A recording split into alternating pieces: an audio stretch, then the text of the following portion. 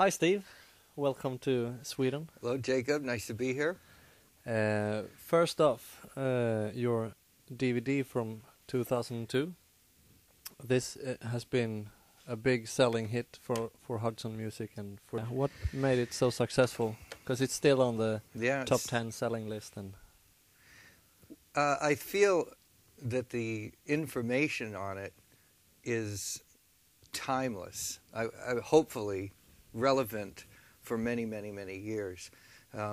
Many of the DVDs that people do, they're talking about maybe just the drumming parts on their last record, or it's like a description of something that they're currently doing. And those are, of course, very interesting to the fans of these people, and especially currently. But then they're outdated as soon as they put out a new record or something. And it's also it's I guess you would say an overview of the history of drum set playing. And by having an overview of the history of drum set playing, for people that have not done that major research, there's a lot of new and very interesting information.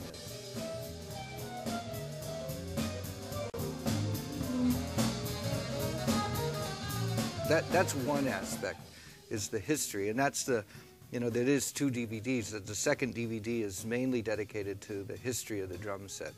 And then the first DVD, Drum Set Technique, it's called, is a very large-scale overview of how to develop a very good overall drum set technique. And again, I feel like that's kind of a timeless type of education. And the type of ideas that I'm demonstrating are not that unique really to me or anything radically personal, as much as they embody the traditional method of drum instruction that developed in the United States, I'd say over the first something like from 1920 up to 1960 or so.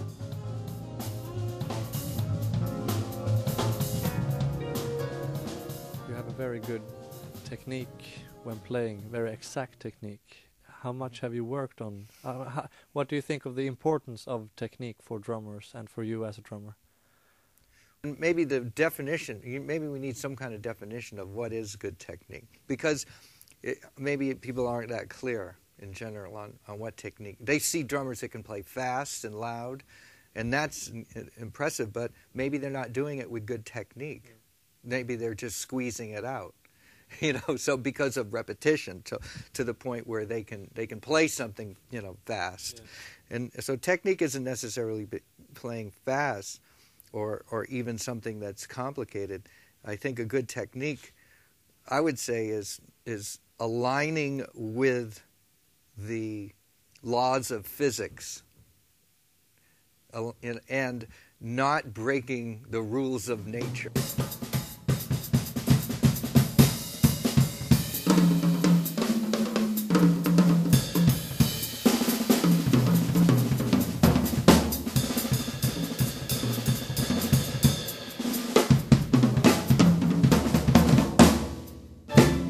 Certain thing that happens when you pick up a drumstick and you just simply drop it, and it does that.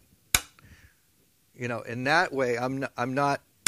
If I do that, right away, I'm like interrupting the laws of nature by stopping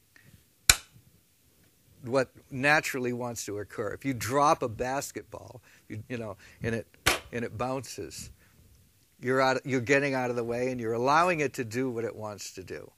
But if you take that ball and you slam it into the ground, you're breaking the law, right? You're breaking the laws of nature. So when I play, you just follow the laws of physics. Yeah, I don't want to interrupt this flow that occurs.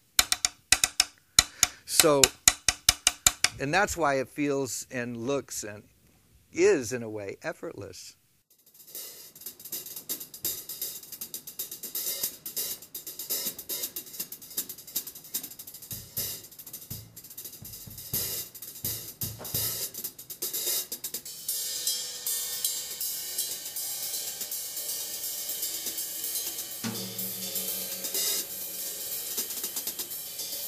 you are available to do so many things in so many ways, but it feels like you don't get caught in the trap of doing something just because you can. How do you avoid that trap? I'm driven by the music, and I'm directed by the music, and I think that's probably the best answer for that. I had a good background with my fundamental technique back when I was 9 and 10, 12 first starting out. But as I encounter musical situations that challenge my technique, challenge my musicianship, and I've gone to teachers to study, it's always, the end result is that it's because I want to be able to play the music more easy. I want to be able to execute these ideas that I have that I'm not able to pull off, or I'm not able to pull off in a relaxed way. So I always have my focus on the music, and that has to be it, because as much as you develop your technical ability, first and foremost you have to develop your musicianship and your ability to make good decisions in the moment, good musical decisions in the moment, and that that is a separate skill.